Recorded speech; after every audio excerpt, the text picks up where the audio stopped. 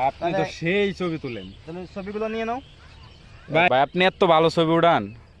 আচ্ছা অস্থির হয়েছে ভাই ছবিগুলো দিয়ে সারাদিন পরিশ্রম করতেছে, 2 টাকা রোজগার করে পাইতেছে না, যদিও পাইতেছে 2 টাকার জায়গায় 1 টাকা 50 পয়সা পাইতেছে, বাকিটা পাইতেছে না, আরেকজনে খেয়ে ফেলতেছে।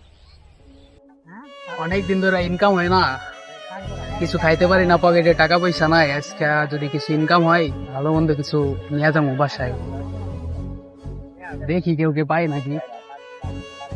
সামনে দেখি অনেকগুলা তো আসছে, কি আবহাওয়াটা আবহাওয়া ভালোই লাগতেছে, অস্থির একটা দৃশ্য না?